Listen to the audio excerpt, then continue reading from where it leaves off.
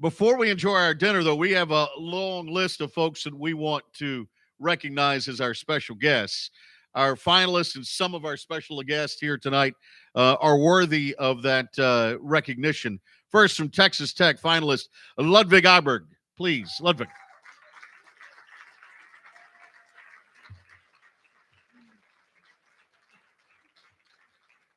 With Ludvig as his coach, a former TCU golfer, Greg Sands is with us here. Greg.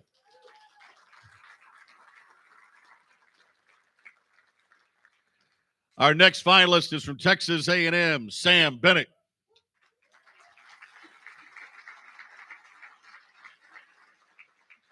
Sam is joined by his lovely mother, Stacy, who's with us here tonight. Stacy, thank you very much for being here.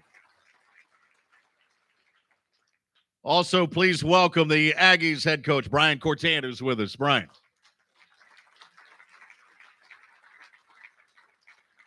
Our third finalist from Oklahoma State, Eugenio Chacarra, is with us.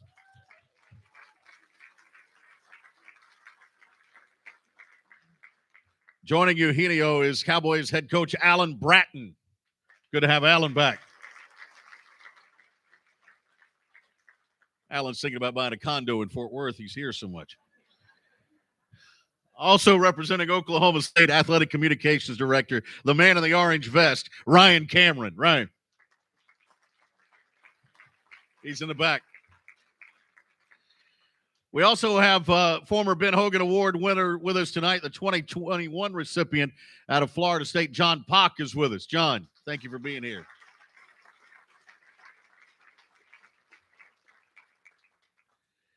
Also with us is Bruce Devlin, the Colonial National Invitation champion in 1966, the great Bruce Devlin.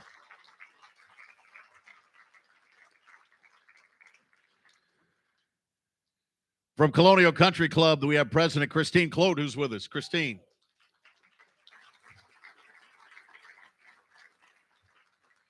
General Manager and COO Frank Cordera is with us from Colonial as well. Director of Golf, Brian Shorston's with us. Brian.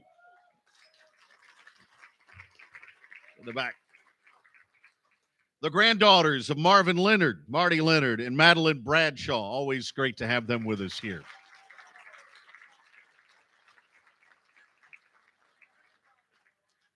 Yeah, I didn't. That's right. I blew that, didn't I?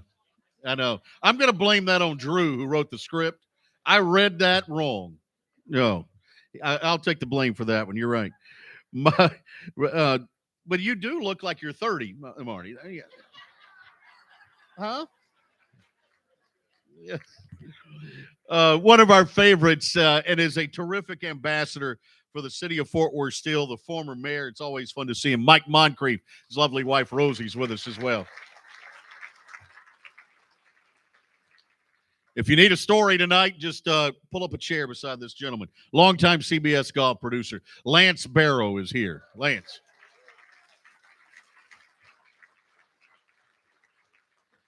Dale Close and our friends at PNC Bank. Thank you very much, Dale, for being here. We do appreciate it.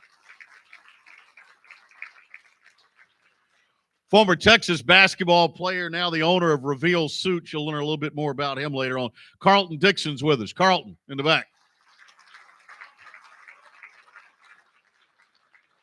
He played for Tom Penders back when they would score a little, back in the day. Greg Grost and Dustin Roberts of the Golf Coaches Association of America are with us as well. Gentlemen, thank you both for being here. Always great to have all of you here. We're going to hear from Colin Morikawa a little bit later on. That's why I didn't introduce him. I wanted to take a moment, though, to thank Colin for being here. We're going to visit with him a little bit later on. We have a group of folks who have been a vital part of the Ben Hogan Award from its foundation. The president of the Friends of Golf, John Hoffman, is with us. This is certainly a night of celebration, and we also want to recognize the Friends of Golf for all that they've done. John Hoffman is with us. John. There he is. John's one of the good guys. If we could, though, I want to start with a somber moment and reflect back on a tragedy that we experienced in college golf, in the college golf community back in March. 6 members of the men's and women's golf teams at the University of the Southwest out of Hobbs, New Mexico, and their coach were killed. 2 student athletes were critically injured in a van accident, as you probably read about. The team was headed back from traveling to a tournament in West Texas. The Hogan Trophy Award Foundation and its members were moved at that moment to say we wanted to do something special for the University of the Southwest. And so the Hogan Trophy Award Foundation is donating $10,000 to help those affected by the tragedy there at the University of Southwest. Please join me in a moment of silence as a tribute to the lives lost and those forever changed at the University of the Southwest.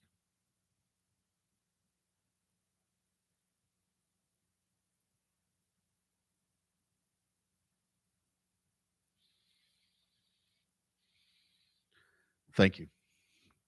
Now, our good friend, the Reverend Dr. Russ Peterman with University Christian Church, is going to lead us in our invocation. Good to see you, Dr. Peterman. Come on up.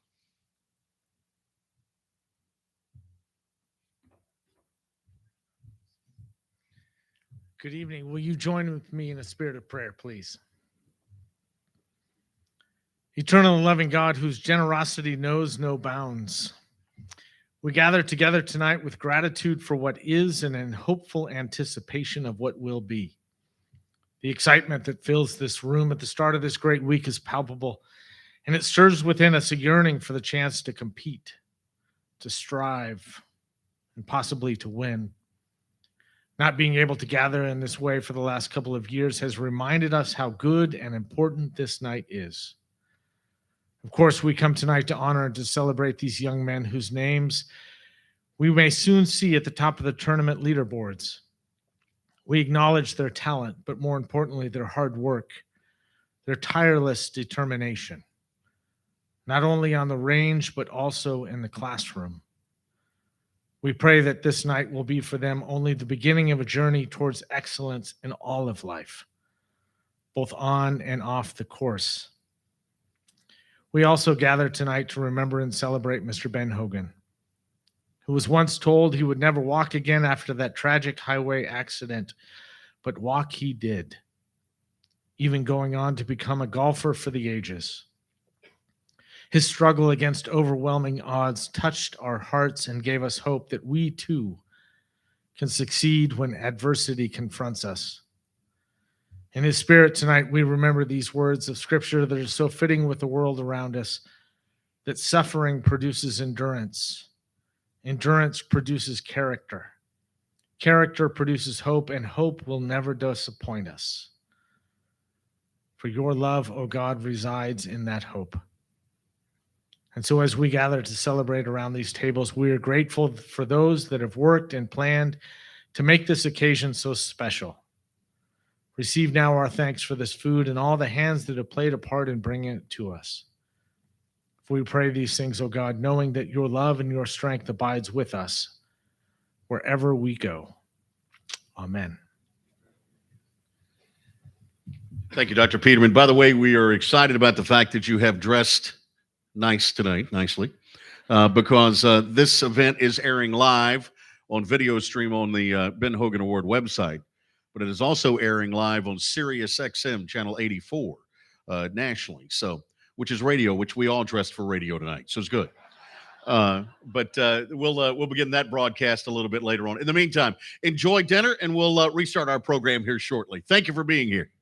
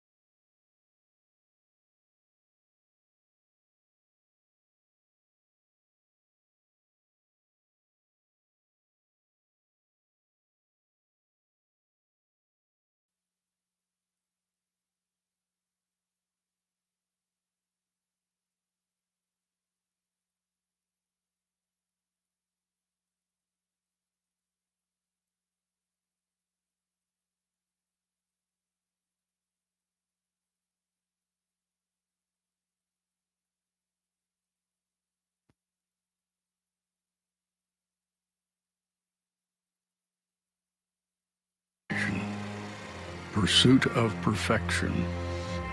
Practice, practice, practice.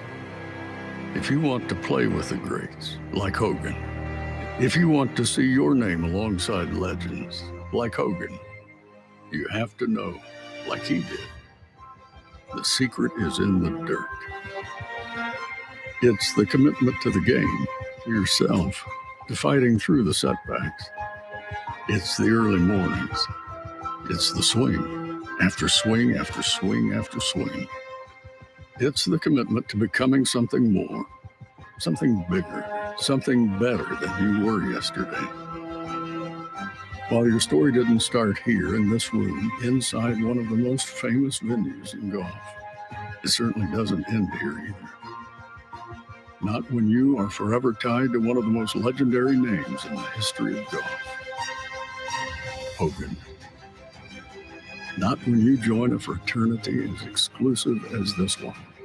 No, if you're here, if you are a finalist for the most prestigious award in college and amateur golf, you are in rarefied air. Air you found because you understand, like the giants who have come before you, the secret is in the dirt.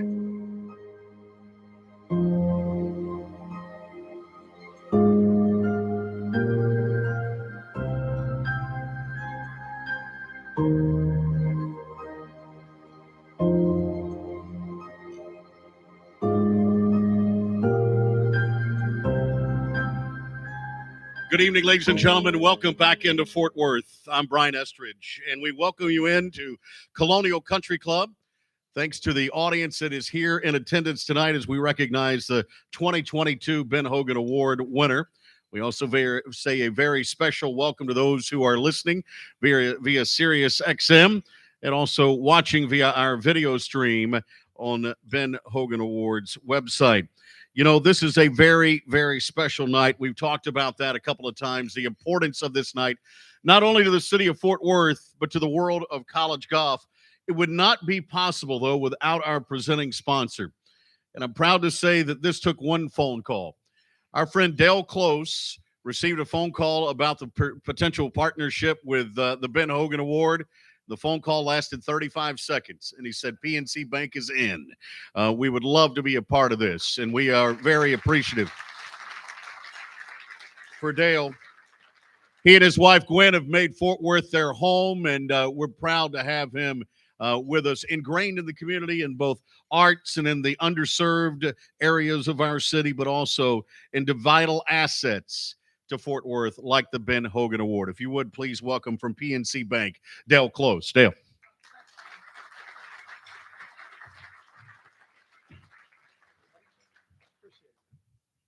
Thank you. So I just have a couple of pages of notes. First, hey, thank you, Brian. Brian's been absolutely incredible to work with. So he's a real gift to Fort Worth. It's been a pleasure. He's one of the first people I met when I came here. So, Brian, thank you. You know, my wife and I moved to Fort Worth about a year ago. And for those of you that live in Fort Worth, I got to tell you, you know, I kind of have a unique perspective. I've lived in several different cities, been with the company 37 years. We have never experienced such authenticity in a city, such rich heritage in a city, and yet a city that's growing to be it is now the 12th largest city and second fastest growing city in the United States. And to be part of that at this point in my career is pretty darn special. So we're really excited to be part of Fort Worth. A couple thank yous I'd like to make. I want to thank all of you for attending tonight. I know the last couple of years have been a little rough. So I get to enjoy the return, which is a pretty special thing for me and for all of you, I guess, to be back here at the Colonial. I want to thank the Friends of Golf, the Golf Coaches Association of America, and the Hogan Trophy Award Foundation. I will tell you the legacy of the Ben Hogan Award that you have created here in Fort Worth and nationally is nothing short of amazing. So congratulations to everybody that's been involved. We at PNC Bank, I will tell you, we are tremendously proud to sponsor this event. I thought it took 30 seconds, maybe it was 35, but it was relatively quick.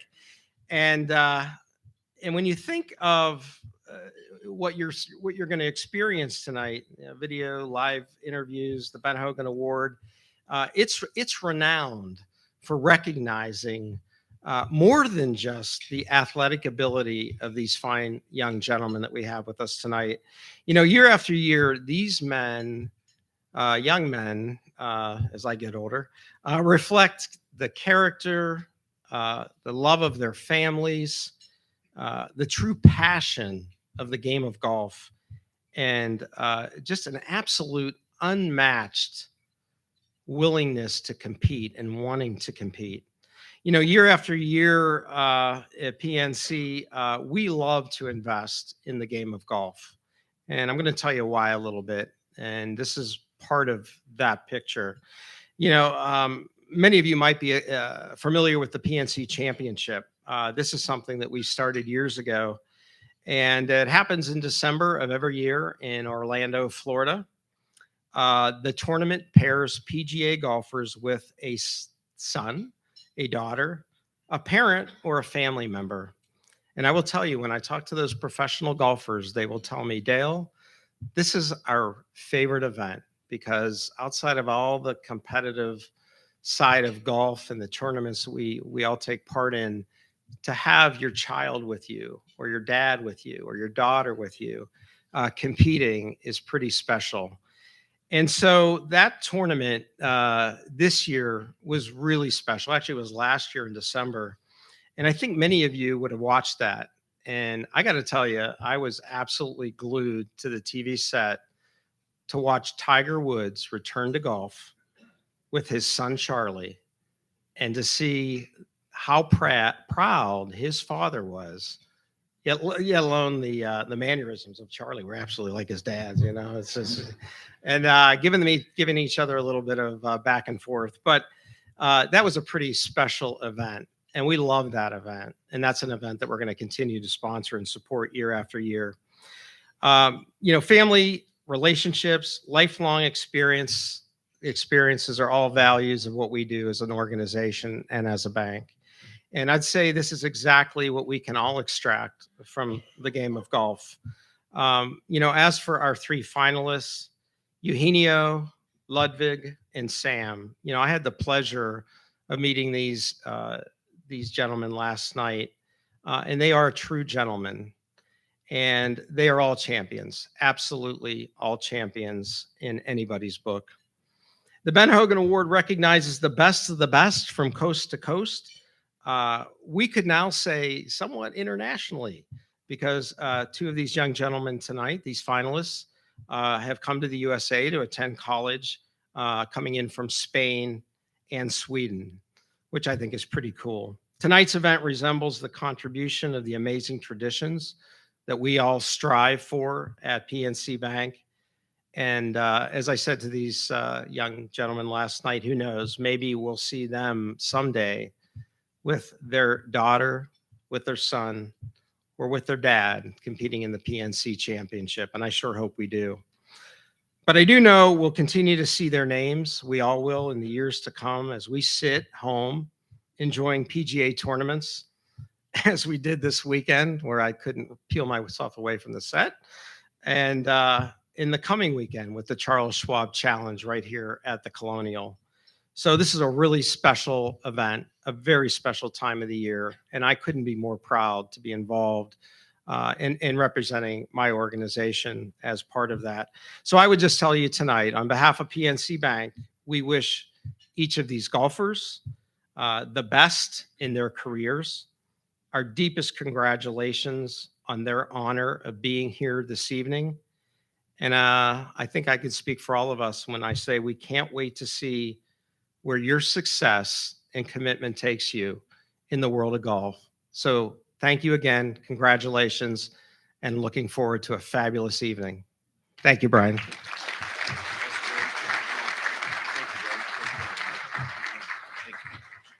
Thank you, Dale. You know, this award was founded back in 1990 at Bel Air Country Club in Los Angeles by our friends at Friends of Golf. One of the early winners in 1997, Jeff Farenbrook from the University of Texas, is in the back of the room. Jeff, stand up and wave at us, buddy. Jeff, great to have you back in Fort Worth. Always kind enough to make his trip back here. We wanted to make note of his attendance here as well. Representing the Friends of Golf, one of the good guys in the room, John Hoffman, joins us right now. Come on up, John.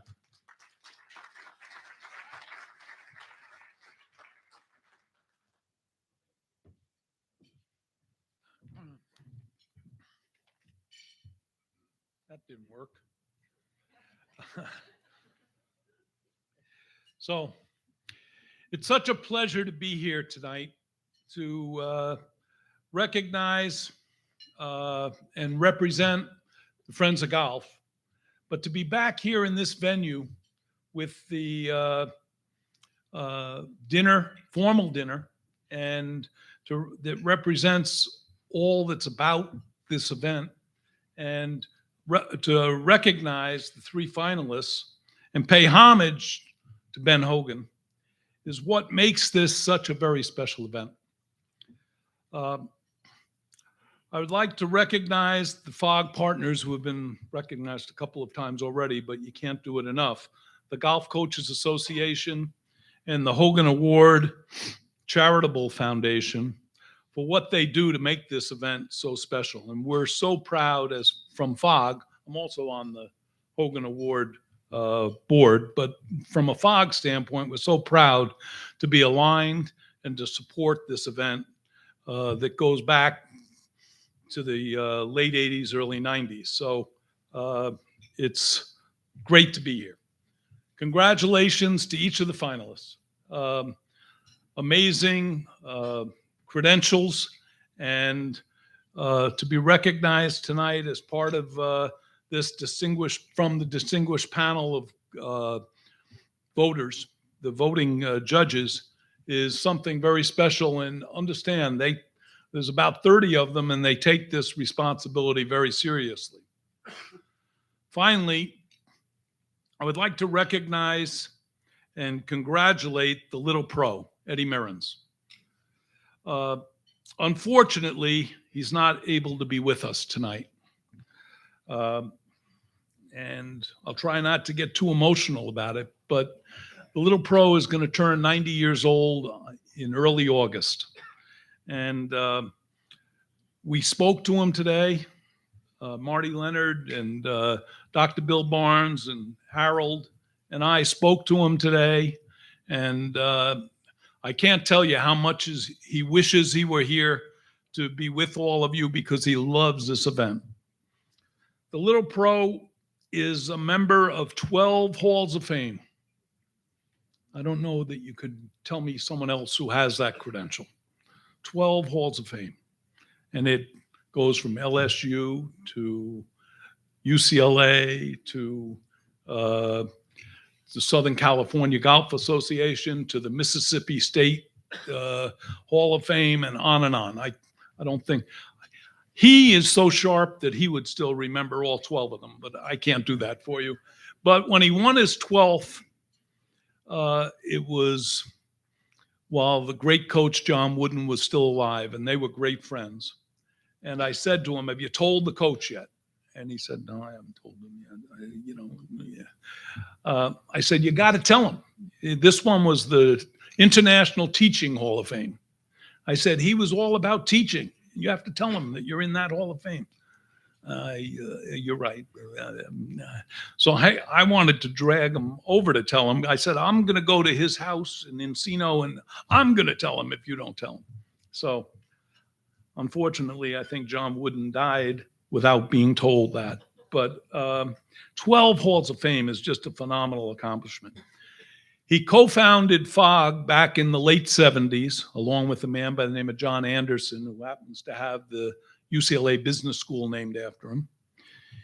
He co-founded the Ben Hogan Award along with Tom Harmon, who maybe some of the young guys here won't know was a Heisman winner at Michigan, but also was a member at Bel Air.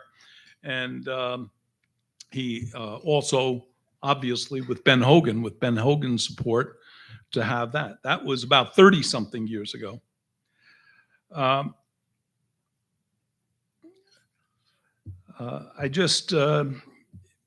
He is the most humble and sincere and nice person you'd ever want to meet. I'm still waiting for him to say something negative about somebody, but it's not going to happen. He's a wonderful person, a wonderful human being, and he loves teaching to this day. He loves to teach. And so this is not the award. I'm just recognizing him from a FOG perspective and from a founder of the Hogan Award perspective. But hopefully he's listening right now. Technology is not one of his strengths, but I've called about 3 people to make sure he's hooked in and listening to us right now. But Eddie, we miss you, and we want to congratulate you because no one's more deserving of this first Eddie Merrins Award than you are.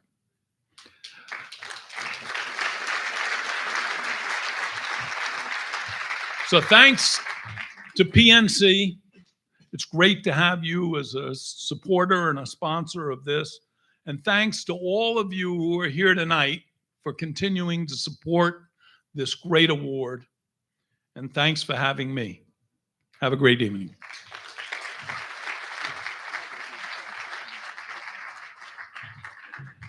Thank you, John Hoffman. I'm glad you brought up Coach Merrins, as a matter of fact, because now I want to bring up the nicest guy in the room. He is the chairman emeritus of the Ben Hogan Award.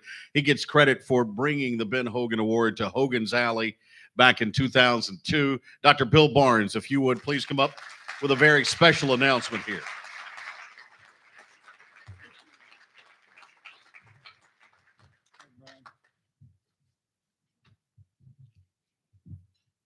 I see what you're talking about, John.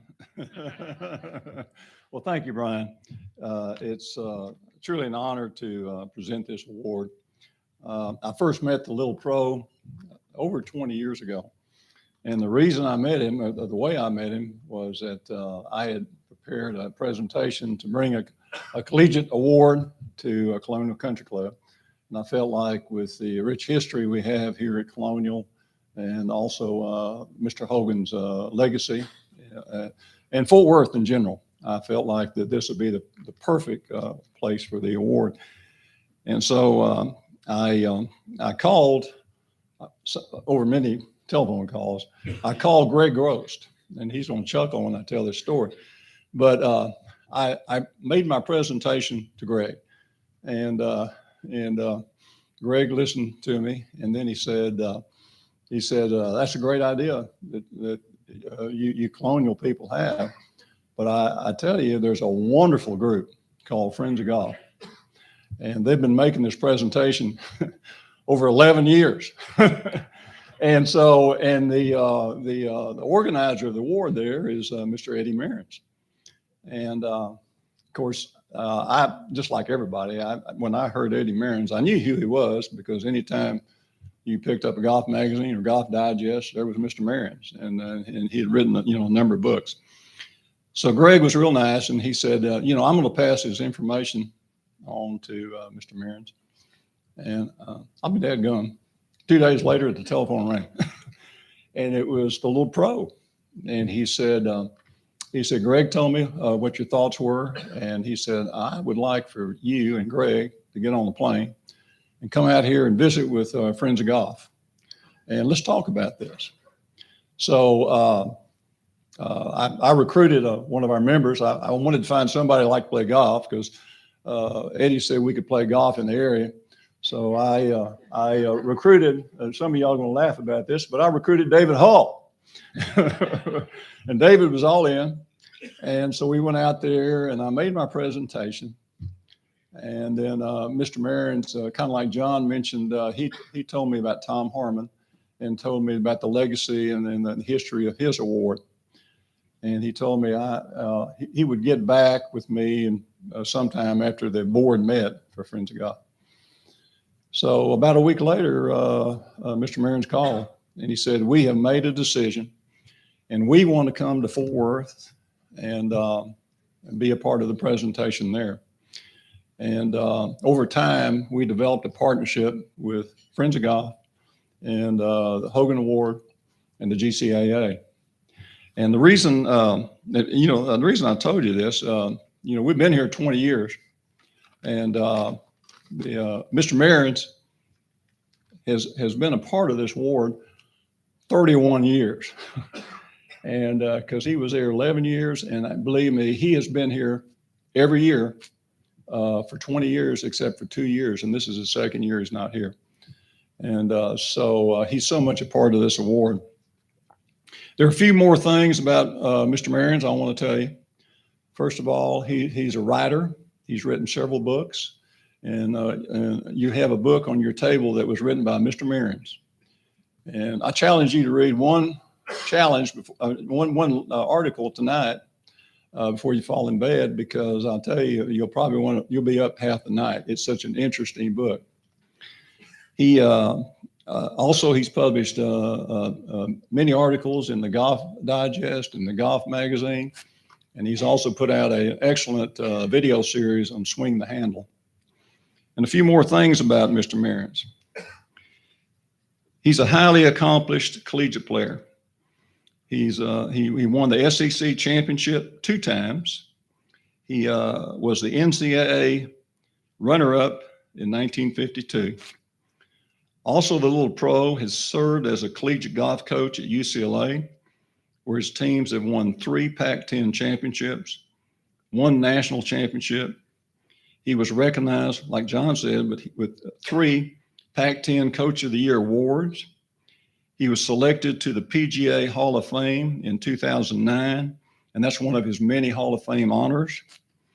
Other Hall of Fame honors include the Southern California PGA, the Golf Coaches Association of America, UCLA Athletic, Mississippi Sports, Southern California Golf, California Golf Writers, LSU Athletic, and the World Golf Teachers Hall of Fame. Now, as you can see, Mr. Marions walks tall in the world of golf. And he has so many friends in this group, I know through the years, young or old. But if there ever was a definition of a true gentleman, that's Mr. Marions. So congratulations, little pro. It's my honor to present the very first Eddie Marions Award to our own little pro. Congratulations, little pro.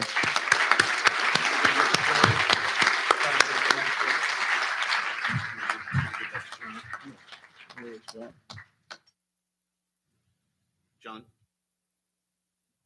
I'm going to present to you the first Eddie I'm Marions very Award. proud to be part of this, and thank you so much for including my name. The very mere fact that I'm being acknowledged for contributions and whatnot is very heartfelt and well-meaning to me, because this game has been so wonderful to me. I don't know anybody who's enjoyed a life like mine that emanated from Bobby Jones to Tiger Woods and everybody in between. I've had the opportunity to interface with all the great players and spend time and get to know them all, and it's been an unbelievable career.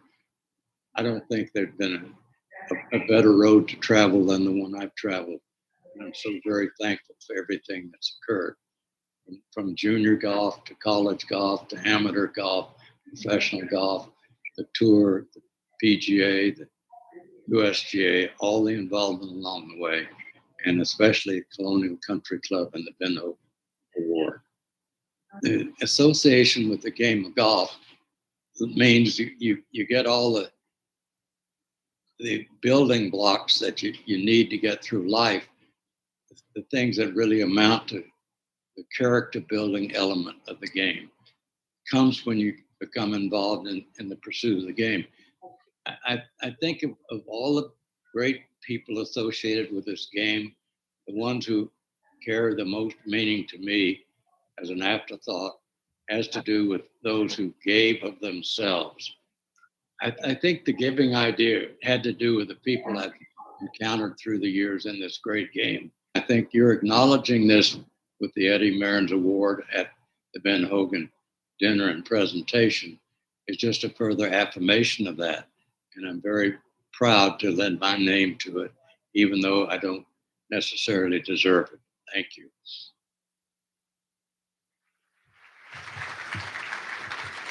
Thank you, Dr. Barnes. Thank you, John Huffman.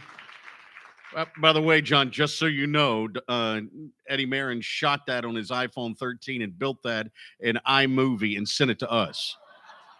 So I think he's okay with technology. That was all Eddie Merens. Did that all on his own. So, all right, ladies and gentlemen. By the way, one other group of special guests are with us here tonight. And maybe one day we'll see one or multiple of them on the stage. We got members from the All Saints golf team who are here enjoying the night with us here at Colonial. All right, this is the fun part of the night when we get to learn about our three finalists, ladies and gentlemen. And first up, we want to welcome all the way from Sweden, Ludvig Aberg. Let's watch Ludvig as he makes his way up here to the stage.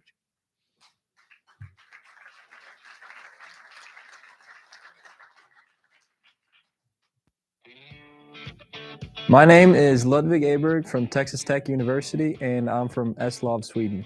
Being named a finalist for the Ben Hogan Award is something that means a whole lot to me. It's kind of a testament to all the work that we do throughout the year, me and my coaches here at Tech, my coaches back home in Sweden.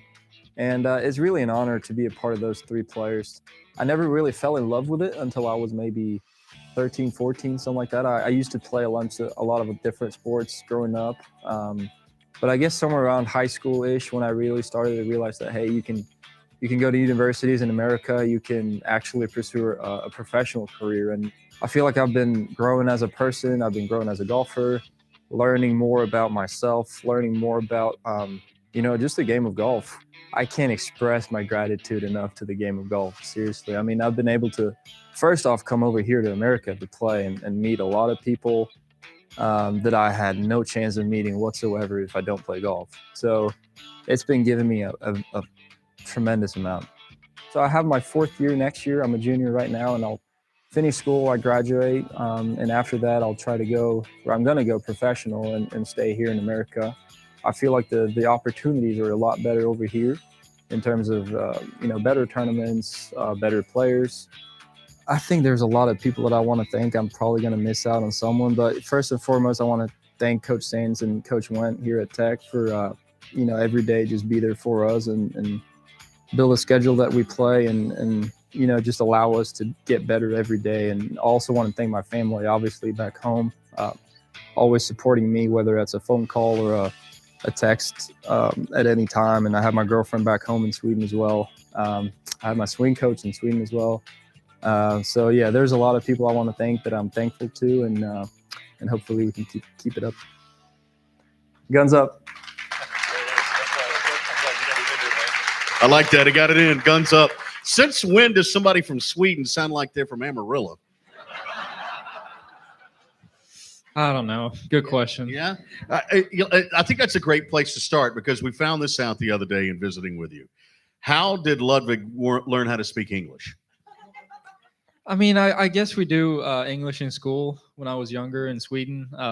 It was more like grammar, write an essay every now and then. But once I got over here to the America was when I actually started to, have conversations and pick up some phrases here and there. And yeah, it's been pretty good. Now, someone told me television played a role in that, though, in learning English. 100%. I mean, all the TV shows, all the movies we watched growing up is all in English. So yeah, and there was one show in particular that stood out for you. Am I right? Oh, yesterday I had a conversation with and I just love How I Met Your Mother. How I Met Your Mother. Okay. That's the one that I was. That's how you learn how to speak English. Tom Mosby taught you how to speak English, right? Ted Mosby. Yeah, that's right. Yeah. See, how many? 209 episodes. I should know that, right? Yeah. How many have you seen? All of them, probably 10 times. So, how did you end up in Lubbock? Honestly, from Sweden. I had Coach Sands coming over, recruited me. I played junior events, boys events in Europe, European team, European boys, and he came over, recruited me, and I guess he saw something he liked and offered me a spot on the team. Coach Sands, who, by the way, the head coach at Texas Tech, is a TCU alum. Did he tell you anything about Fort Worth and Ben Hogan and Colonial before you made your way here? Well, I mean, it's obviously it's some place that's close to his heart, and yeah, we're just really thankful to be here tonight. There's a bit of a Swedish connection to Texas Tech. You weren't the first. Yeah, we've had Coach Sands has been recruiting Swedes and Scandinavians for a long time. When I got recruited, we had one guy on the team that I got to know, and I guess he made it a little bit easier for me to come over and get going in college and all that stuff. So, yeah. There are 160,000 Texans who claim Swedish descent. Have you met any of them? Kind of thinking, I don't think so. No. Did you go by IKEA when you were in town? I wish I did, actually. I kind of missed the food. I bet. When you said earlier that you're going to come back for next year, what led to that decision? How did you come up with that? It was up in the air if I wanted to go after 3 years or not, but I still feel like, I want to graduate. I want to get my degree. And, there's still so many things that is still to learn for me in golf and, whatever it is in my life, really. And so I feel like another year in school is never going to hurt anyone. So I'm very confident with my decision, and yeah, can't wait for it. You grew up playing football, the other football, right? The European football. The European football. You grew up playing soccer. When did you pick up a golf club first? I guess I've always been playing. My dad is a golfer. He's a decent player. Never played professionally, but he loves to play golf. And I probably started playing when I was 5, 6, something like that. But never really, kind of like I said in that video, I never really fell in love with it until I was maybe 13, 14. Yeah, I was going to say, was there a point where you said soccer no more? I'm just going to be all golf. I mean, I wasn't good enough in soccer, so it made it pretty easy for me. But yeah, when I went to high school, I went to a high school program in Sweden. That's when I kind of got more into playing golf. When you think about your game now, Ludvig, is there anyone that you emulate? Is there a golfer out there who you think your game is similar to? I don't know. I just try to, get the ball in the hole, and if I look like someone, that's great. If not, that's great. I like that. I like that. If you weren't playing golf, what would you be doing at Texas Tech? Well, at Texas Tech, yeah. I don't know if I would have found my way into Lubbock if I don't play golf. Well, I like school, so I'll probably do something like that. Yeah. What is the best thing about Lubbock and Texas Tech that you found that people may not know? The best thing about Tech is probably the people is for sure one of the things. Wherever we go, if it's a tournament or if we just go on a trip, there's always someone who's rooting for us and makes us feel wanted, makes us feel loved, and that's what's so special. And by the way, your golf course is pretty good too, right? It is. Absolutely. That helps. Best of luck, man. Good to have you, Ludvig. Thank you very much.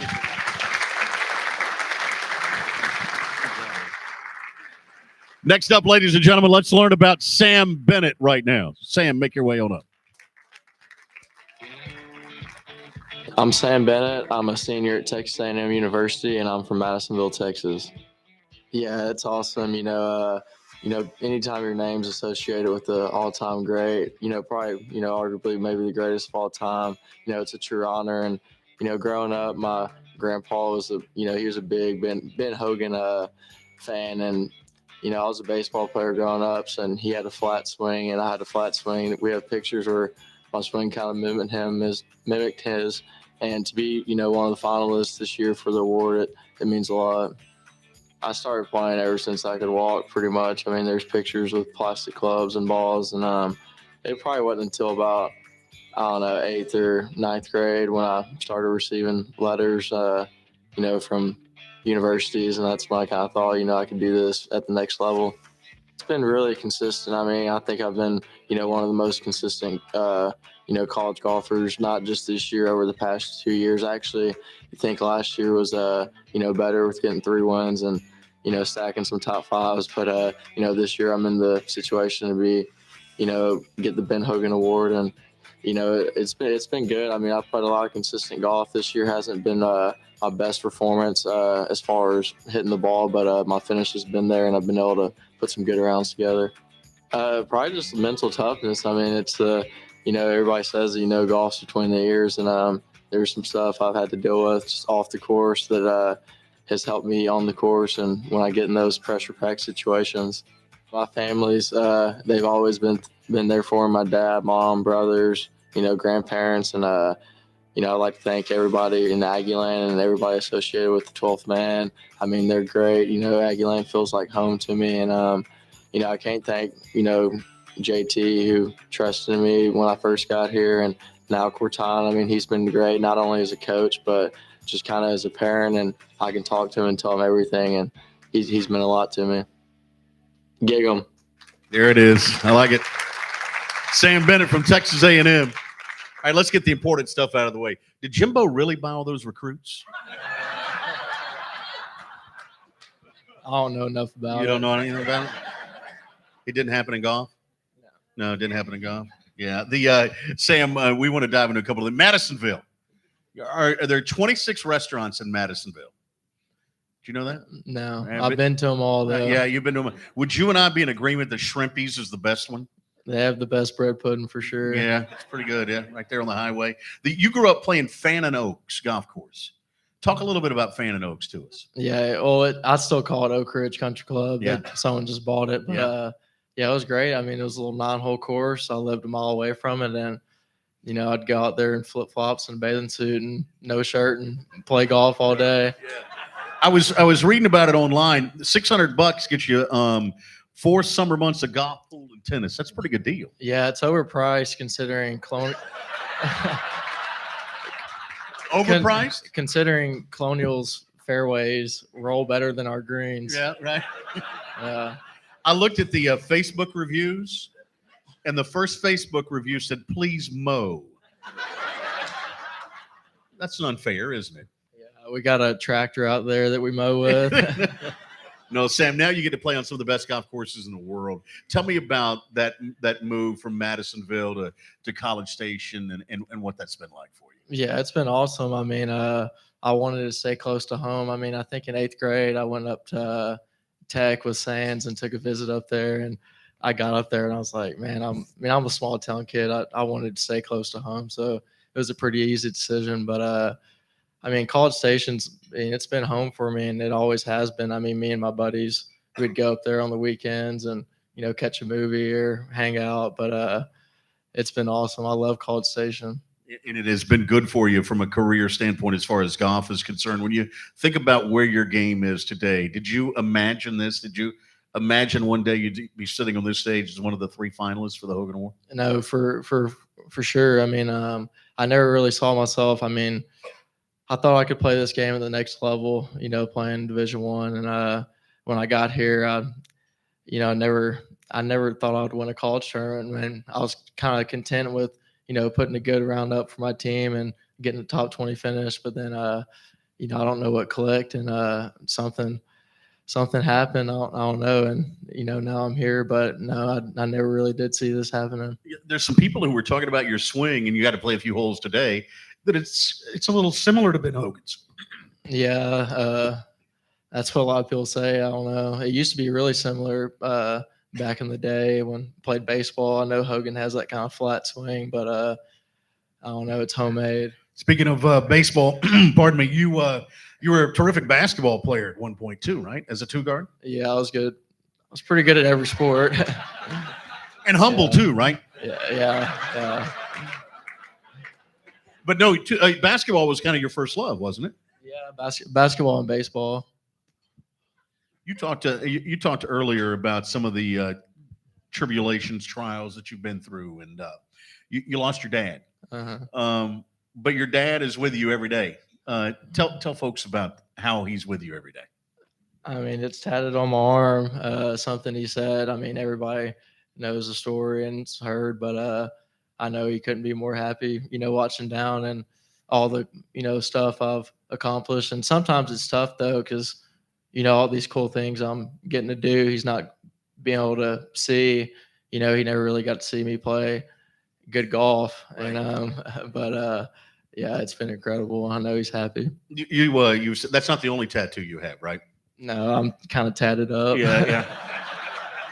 Does one of them say gig 'em? No. Now, one of them cost you 2 strokes at a tournament. That one didn't stick around, though, did it? No.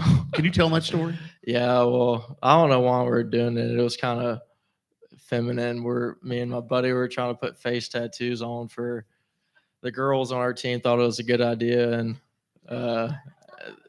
Rachel Hack for Stanford was helping me put it on my face tattoo, and she sat down her club by my bag, and I stuck it in there and gave it a 2-stroke penalty. So, and that didn't, but I mean, it was fun. Yeah. It was fine, right? Yeah. Talk to us about the importance of this award for you, and the fact being a Texan, being from here, knowing Ben Hogan's legacy. What would this mean to you? Yeah, it mean the world. I mean, anytime your name's associated with a all-time great, nevertheless Ben Hogan, I mean, you're doing something good, and it mean the world to me to win this award. I mean, I thought I would have had a good chance last year. I mean, I thought that was my better year, but maybe this year's the one. But yeah, that it'd mean the world. Hey, by the way, the world. You got to go to Dubai. How was that? Incredible. Yeah. What did you like? What was the greatest thing about it? Probably just the city. I mean, tall skyscrapers, and the food was amazing too. But I mean, it was incredible. Was the food better than Shrimpies? Yeah. Yeah, it was. Yeah. Yeah. Sam Bennett, thank you for being here, man. Congratulations, buddy. Good job. Up next, let's welcome Eugenio Chacarra from Oklahoma State. My name is Eugenio Chacarra. I'm from Oklahoma State University, and I'm born in Madrid, Spain. Well, it's been great. I mean, it's always one of my goals to be up there in the college golf and college league. So being in one of the finalists is such an honor. But I mean, just get a reward for all the hard work I've been putting in the last couple of years, and especially this year. And I just need to thank all Oklahoma State family, coaches, teammates, and everything for all the work they do and all they can push me each other every day. So it's been an honor, and it's one of my objectives that I made on the list of this year. Well, I started playing golf back home when I was a kid and kind of like not very serious. And then when I was kind of like 12, 13, I started taking it more serious, and I thought I could be really good. When I was probably like 16, 17, I had a chance to be good. And I really loved it since the first day I started playing it. So it's been a great journey, and it's been good. It's been good. I mean, it's been up. It's been like pretty solid all around. I mean, it's not been an up and down season. I've been learning a lot every tournament. I had a couple wins. And it's just been a lot of work. I mean, I changed a lot of things from my golf, like mental, how to go in the course, and especially my putting. So it's been nice, and it's been nice to see that all hard work is paying off. I mean, golf gave me everything. I mean, get all my friends, all my attitude, and all I need to do every day. So I mean, it's just a great sport, and I'm very thankful that I made my decision to play golf, and it's been a good journey, and I hopefully can play for the rest of my life. Well, obviously my family, and I feel like Coach Brown and Coach Star and Oklahoma State community has made a lot of impact in my golf team and me as a person. So, I mean, I feel like with all my family, all my team, and obviously Oklahoma State, I wouldn't be standing here these days. So I just need to thank a lot to all that people. Go Pokes. Eugenio, thank you very much, man. Thanks for having me. Good to have you with us. So Madrid to Stillwater, is that a nonstop flight? How do you get there?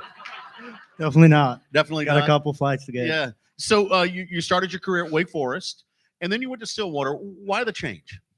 Well, there was a couple things. One of the things when I get to Wake Forest, my English being my second language, it wasn't very good to that level of academics. So my GPA wasn't high enough to make it to the business school there, and I wanted to do finance. So that was one of the points. And then the second point, when I remember when I was 18, watching Matthew Wolf making that putt on 15 in Karsten Creek, and all the people kind of like shouting and screaming. And I felt like it was like Real Madrid soccer game. So I knew something special was in Stillwater in goal overall. So that was the other thing. And when Coach Brown and Coach R gave me the opportunity to play for Oklahoma State, it was kind of like it completely yes. So And you said yes, come to Stillwater, and then you gave them a big present in April when you said you're coming back, right? yeah, I mean, I feel like when they gave me the opportunity for playing for them, I said I was going to stay until 2023.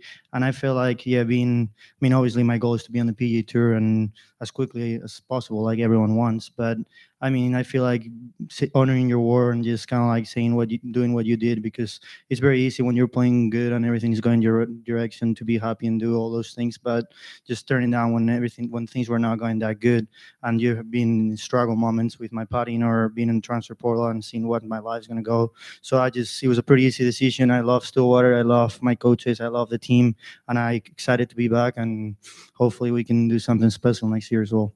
And you've got reason to kind of pay attention still to Wake Forest, at least on the women's golf side, right?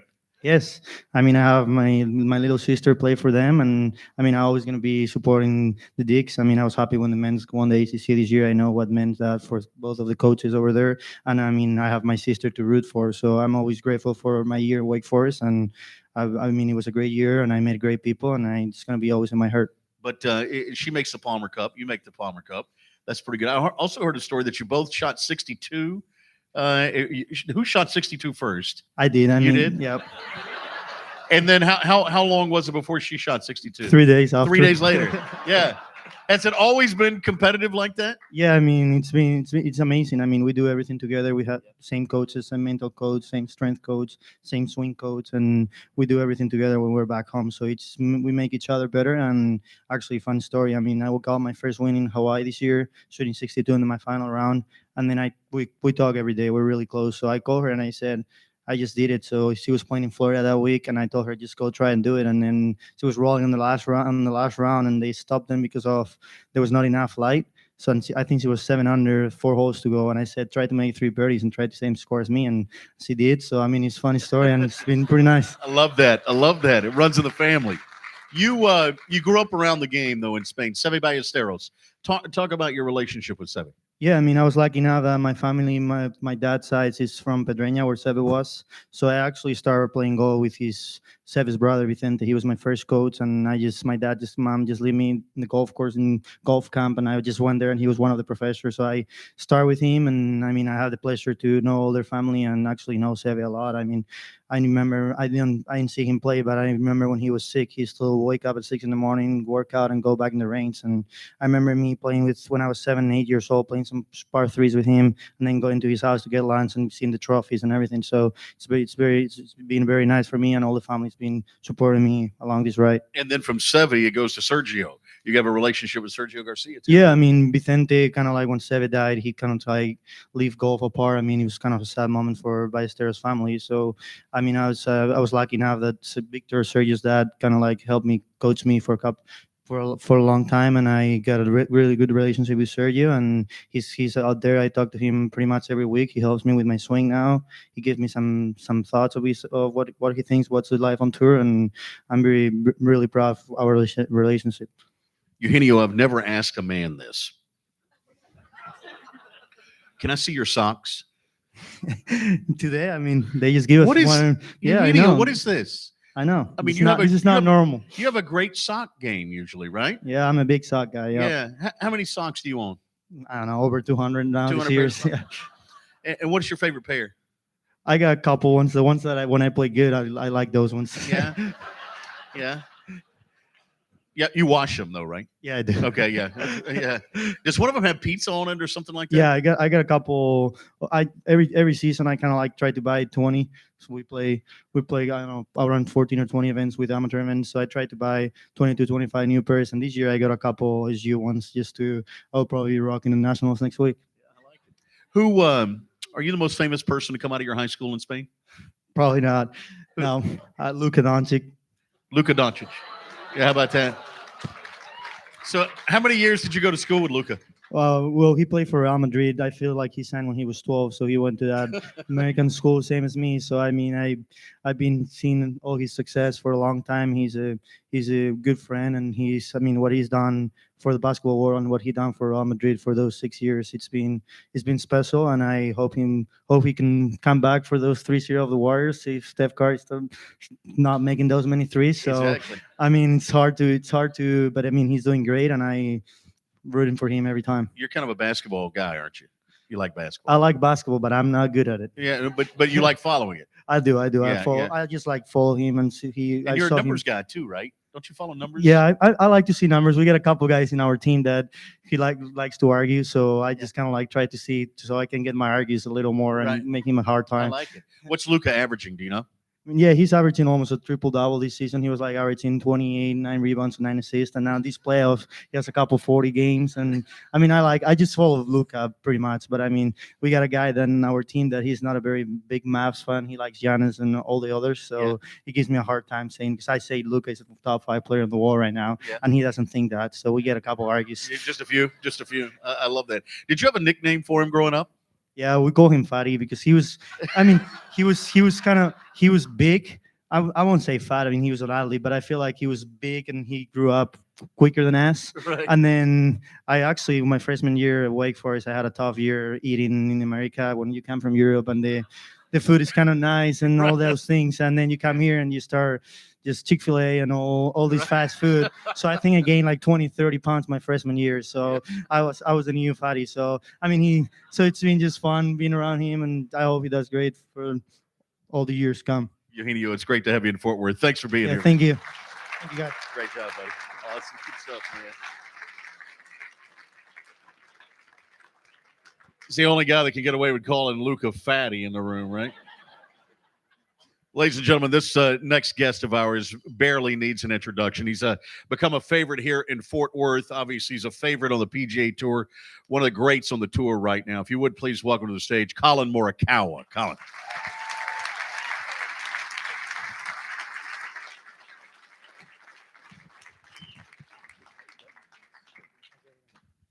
Third time's a charm, Collin. You've been in this seat 2 other times, right? I'm staring down that trophy. Yeah, exactly. I'll tell you that. It's a beautiful trophy. How are you, brother? Good to see you. You know, we were nice and close. Yeah, I I don't know. remember it being this We intimate weren't with this you, close, but I had to check out his before, but socks. That's why. Yeah. No, good to have you here, man. It's good to be back. Thanks for agreeing to do this, because you know one of the things you've talked about is this young generation that you're a part of. But these guys that are coming up, sometimes it's important to pour into them a little bit and tell them what they're going to see and expect, isn't it? You know, I think the biggest thing is to enjoy where they're at right now. Because going back and looking back, you know, 3 years ago, 4 years ago, you miss those times because you don't have the coaches. You have a support system, but you have to build it yourself.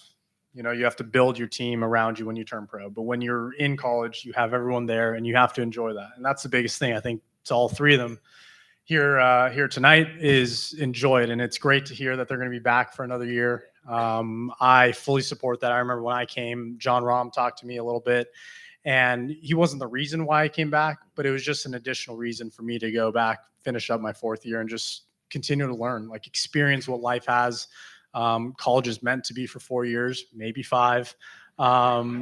But, you know, use that to your advantage, because at the end of the day, golf's not going anywhere. It's going to keep getting better. These guys are going to make their way up, and we're going to be competing, I'm sure, sometime very soon. But the reality is it's not that different. You know, out there, you're just going to play golf. There's just a lot of other noises that can sometimes, you know, kind of be bothersome. But the biggest thing I've learned is learn how to say no. You know, one of the things that, and we're glad you didn't say no about tonight, by the way. We're glad I you said yes. I said yes 2 years ago. That's and, right. You were locked something in. happened. Yeah, you were locked in. But you think about it, though, Collin, you had great resources in college. But then you get to the PGA Tour and you're kind of by yourself to a degree. Now, you put together a team, as you call them. But, I mean, was that adjustment knowing, hey, I got to go out and I've got to find these folks who are going to help me? They aren't just assigned to me like they were in college. Yeah, but you know the coaches, all the coaches here tonight, my coaches, like they help with that, right? So they're building this path for you to get there, and that's the biggest thing is that they're trying to help you, And if you don't listen, I mean, it's only hurting yourself, right? So yeah, when you do turn pro, you do have to figure out a lot of things on your own, booking hotels, figuring out where you're going to eat for dinner, how you're going to fly to the tournaments. I mean, it just doesn't show up like that. It's tough. But the biggest thing, I mean, when it comes down to it, is just enjoying the process, enjoying every aspect. Having 2 international players tonight, I'm sure they're enjoying what, U.S. university college is like. You have to do that with whatever you do in life. So whether it is golf or whatever they want to do, I'm sure it is golf that they're going to play in a couple of years, is to enjoy every aspect of what's given in front of us, right? There's a lot to learn, and no one's going to know exactly what's going to happen when you do turn pro, but that's the best thing, is everyone's path is different. And how do you learn from that, and how do you enjoy it to the best of your ability? You also have to decide where to live. And you chose Vegas. Yeah. Yeah. How'd you come up with that? Well, I mean, who doesn't like Vegas, Right, right? right. Losing money. I'm a West Coast guy. I grew up in LA, and I wanted to stay West Coast. It kind of came down to Scottsdale or Vegas, and had a lot of friends out in Vegas, a lot of golf friends. So that made it kind of a big factor. And yeah, I want to say pretty much 3 years ago to this date is when we got our house, and we're still out there and loving every part of it. By the way, he said we because there's news on that front as well as what, December, I guess it was. Is that right? End of November. End of November. End of November this year's Kat and I will be getting married. How about that? Congratulations. Yeah, thank you. Yeah. You were 6 weeks into your professional career when you got your first win. That had to come a little earlier than you thought, didn't it? No, I don't want to sound crazy. Look, these 3 guys know it. Every time they teed up, they're here to win, right? And the biggest difference is you're playing against guys that have been on tour for a long time. They know the ropes. They know where the locker rooms are, practice range, putting green, how to get to the first tee, where their hotel is. But that's part of learning it, right? But when it comes down to it, when you tee off, it's just golf. And how do you get the ball in the hole? Doesn't matter how pretty it looks. Doesn't matter what it looks like. How do you have the lowest score for the week?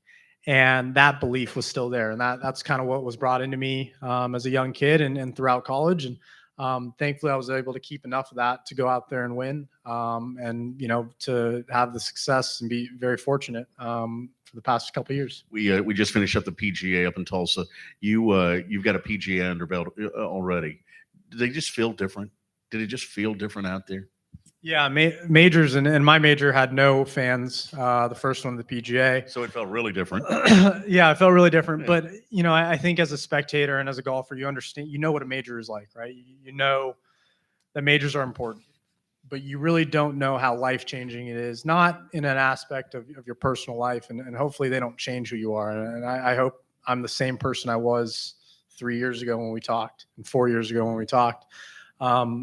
But they are career changing. It puts you in a whole different level, puts you in a whole different class. And every year when you see your 4 majors and you're ready to go play in the next one, you just get that much more excited. So once you're able to knock one off, you really star them in your calendars now. Speaking of playing on a golf course with no fans, you did that here. Had the great run, the COVID year when there were no fans, when Colonial was the first one to come back. What was that like? That had to be weird, man. It was great. It was. You don't like having us there? It was great. I mean, look at all these people looking. Yeah. It was great for a month, and then it sucked. Yeah. It really did. And that's the honest truth, is that it was nice because even as a young pro, you didn't have to worry about getting bugged by anyone, having people come up. And I love when kids come up because that makes my day. But when you have some crazy older people come up to you, it's interesting. Right. But at the end of the day, it got kind of boring because we love what we do. We love being out there, but part of it is we love playing for the fans. We love playing for people in the cities we go to. We love hearing the cheers. We love to know when we hit a good shot and it's kind of close to the hole and we hear the claps. So that's all part of it. So after about a month, it kind of got a little tiring, and you had to learn how to kind of get excited and how to pump yourself up. Speaking of crazy older people, you grew up playing Chevy Chase Country Club there in your hometown, and you kind of had the run of the course, didn't you? As a young guy, they give you a cart, you could ride around, do whatever. Yeah. Weren't there some crazy older people there that may have taught you how to wager? Well, I wasn't like Sam playing in slippers and Right. bathing Yeah, suit, no exactly. shirt. I didn't have that full run of the course. Right. But yeah, I mean, there's a few older guys, maybe 10 of us every single day out there, and they wouldn't bother me. They would kind of just let me go, and I'd just be that 12-year-old, 10-year-old kid in a cart doing whatever, and made it my own playground. And I was really lucky to have a place like that to grow up. Not everyone has the opportunity to even hit a golf ball or hold a golf club in their hand. But I was able and fortunate enough to have this country club, 10 holes. No one didn't have to worry about anyone teeing off because there was no one. And I just learned how to play by myself. And that was really fun. And it's cool to look back on that. Speaking of your clubs, I don't know if everyone knows this. Your clubs are a little different in the way that they read. They are, aren't they? I didn't know this. What's stamped on your irons? Oh, I did have a lot of food stamped. I had some bacon, steaks. I mean, yeah, I had a lot of food throughout college and early parts of my professional career. There was cereal that was stamped on there at one point. Cereal, right? milk first. Yep. Yeah. Oh, I know the whole milk. Huge controversy. Remember that whole story? They're like, why does Colin pour his milk before he pours his cereal? Yeah. That is a weird thing you do, though, man. Why it's not. I mean, just try it. Really? Just try. Yeah, just try it. Is there a reason behind it? Oh man, we can go into this. Look, if you pour enough milk in the bowl, and you pour enough cereal piles up. Right. You don't get the milk splattering on you. Yeah. When you have cereal first. Okay. And then you can eat all the cereal you want, and then you can pour it back in again. So it's in reality, it's not that crazy. Okay. I think you need You're looking at me like I'm the crazy one. We're the crazy ones, right? But yes, 99% of you in this room. Just try it. Okay. Cinnamon Toast Crunch, is that your favorite? Frosted Flakes, probably. Frosted Flakes? I know I did something with Cinnamon Toast Crunch. Yeah. Frosted Flakes. Frosted probably. Flakes, probably the number one at the top of the list now. Yeah. That'll change when you get married. A couple other things I wanted to get into. We were talking to Sam. Sam was a great basketball player. You love to play hoops too, don't you? You still do on the tour, some, right? Not with the guys on tour. No, but just like but I mean, if I'm out. home, I love to. Look, we play so much golf, and people always ask, like, you gonna go play this golf course, this golf course, this golf course. No, I'm not playing golf on these off weeks. I'm enjoying time at home, enjoying time with the family. I do practice. That is part of it. But I like doing other things, and basketball has always been something I can go shoot hoops and go home when I'm in LA and see some friends, and that's always enjoyable. And as long as I don't get hurt. But you said you're not a range guy. You'd rather play, just get out on the course, right? Much rather play, and that's how I grew up. At Chevy Chase, we had this kind of net that was about 15 yards, but I grew up playing on the golf course. So that's what I did throughout college. That's what I still do, and thankfully, that's kind of just been how I've learned how to play golf. Yeah. If there's one piece of advice that you would give these three finalists for them to take away here tonight, we're winding down toward naming the winner. What would you say to these three? Look, you three are the best in the country, the best in the world. Tonight won't decide, your future. I think you guys know the path you guys are on. The biggest advice that I kind of tapped on earlier was to enjoy it. I think you look back 3 years ago and it was me, Victor, and Matt.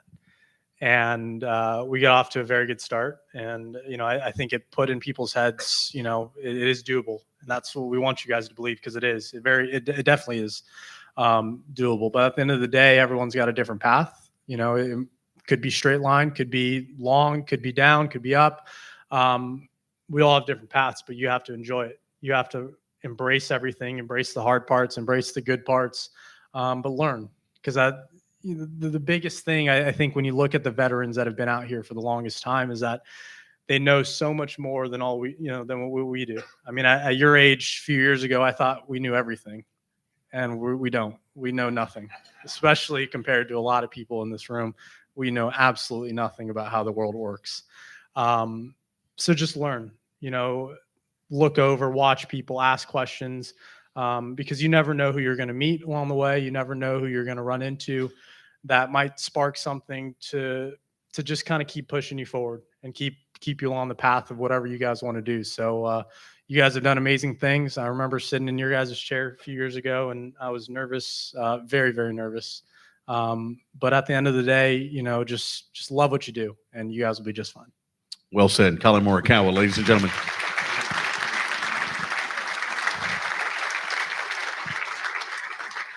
We're going to ad lib off the program just for one quick second. I'm going to have Sam, Eugenio. We're going to Ludvig. If you would come back up here real quick, and then I'm going to bring up John Pock as well, who's our 2021 champion. We're going to get a picture made with these gentlemen, if you don't mind. And I'm going to have Carlton Dixon. Carlton, if you would make your way up here.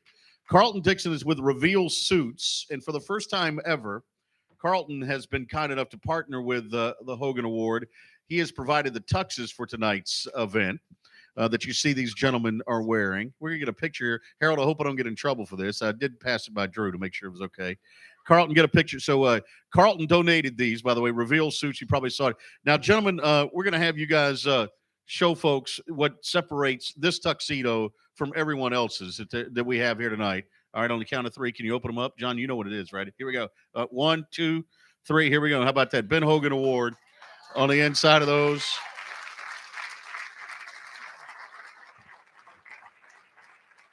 Yes. Thank you, Carlton. Thank you for doing that. Thank you very much. Terrific. And gentlemen, thank you for modeling them for us. Okay, this was Harold McElroy's idea. Thank you, gentlemen. Thank you. You head back down there. You know, before we get to, as we get a little bit closer to winding down now for our finalists here and working our way toward a winner, let's learn a little bit more as we look back at our three finalists. Let's look at previous winners, if we could. These young men are going to follow in the footsteps of these former winners. The Ben Hogan Award, presented by PNC Bank. It's all in the name. The most prestigious award in men's college and amateur golf.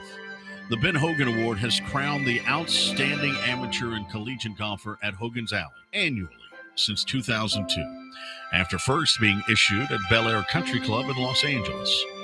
Over the past 2 decades, some of the PGA Tour's brightest stars were first honored at Colonial Country Club. John Rahm, the lone 2-time award recipient, reached world #1 status and became the 2021 U.S. Open champion. Add in 2021 FedEx Cup champion Patrick Cantlay and 3-time PGA Tour winner Victor Hovland. And now 3 of the top 6 players in the current world rankings are former Hogan Award winners. In addition, recent finalists Colin Morikawa and Jordan Spieth have combined to collect 5 major championships, setting records in the process. Winners of the Heisman Trophy of college golf have combined to accumulate 69 worldwide victories and have amassed $330 million in prize money across the globe. More than $300 million, and 51 of those wins have come on the PGA Tour. Additionally, winners have appeared in 12 Ryder Cups, a dozen President's Cups, and claimed 2 FedEx Cup championships. DJ Tree, Ricky Barnes, Hunter May, Bill Hotz, Ryan Moore, Matt Everett, Chris Kirk, Ricky Fowler, Kyle Stanley, Nick Taylor, Peter Uihlein, Patrick Cantlay, Chris Williams, Patrick Rogers, John Rahm, Maverick McNeely, Doug Kemp, Victor Hovland, Saheth Theegala, and John Pock. Whose name is next?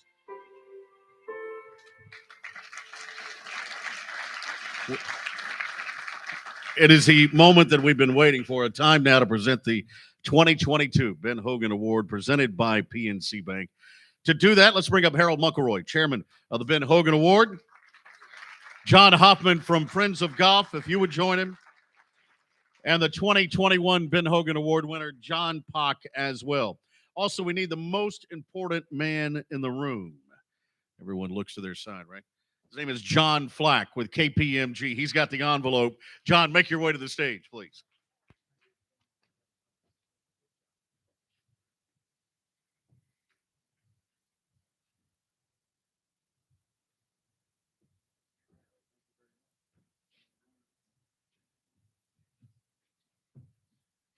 Before I open this envelope to announce the winner tonight, I want to address the three finalists tonight.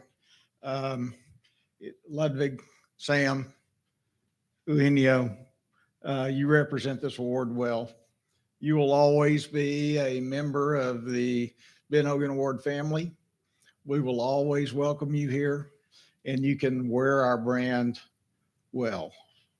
We thank you very much.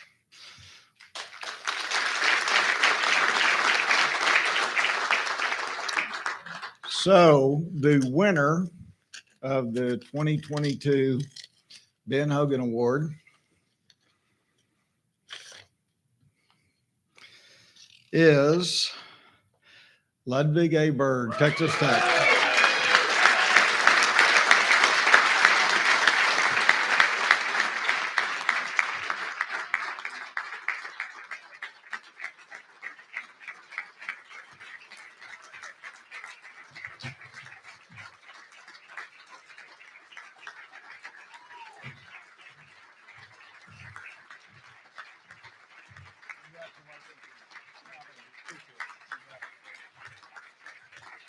Come over here.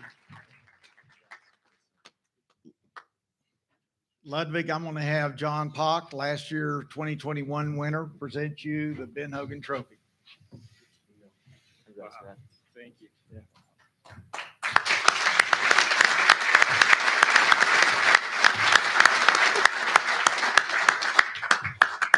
And John, if you'll present the Friends of Golf Award.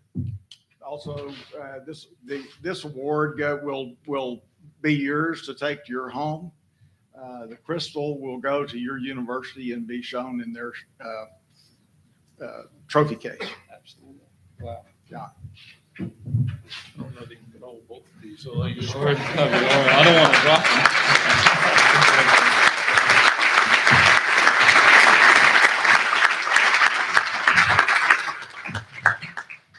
We've got one other special award. Jim Whitten, if you'll come up. Jim is the chairman of the 2022 Charles Schwab Challenge, and he's got a special invitation to make. Thank you, Harold. Thank you, everybody, for having me. First of all, I want to thank PNC Bank again. Dale, great job. Thank you for helping us. I want to thank Frank Cordero and his team for an amazing dinner. Great. Thank you very much.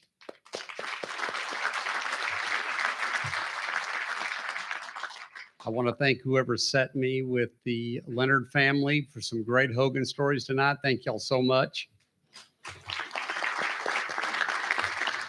And Colin Morikawa, thank you so much for being here tonight.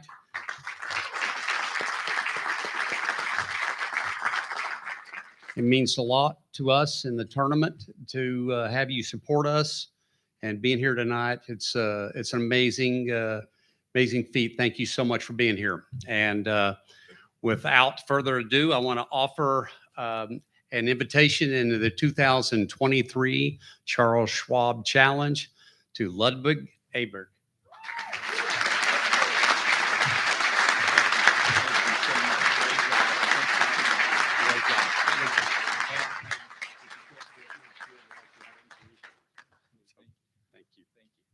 Thank y'all very much. I'll say a few words. Hold on a second.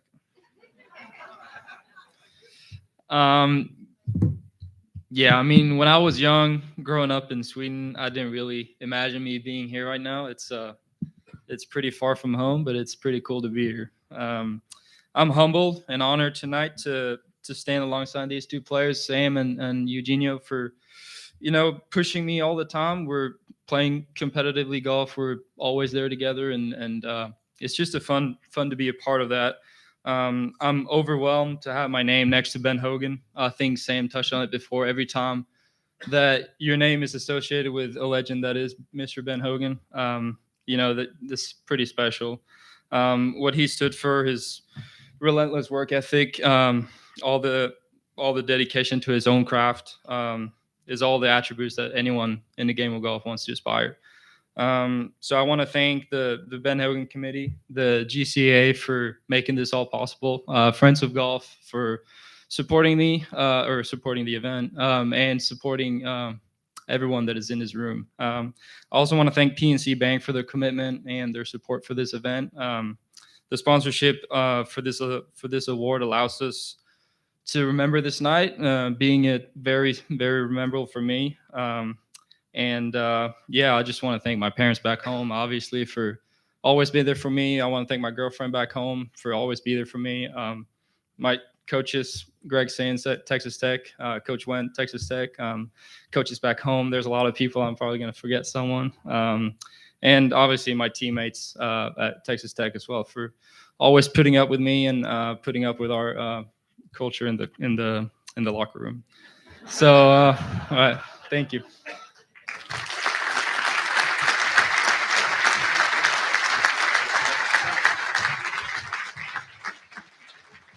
Ladies and gentlemen, that ends our program here tonight. It continues on Sirius XM, where Ludvig will visit with Ari Timken, as well Coach Sands, who doesn't know that, but I just told him right now.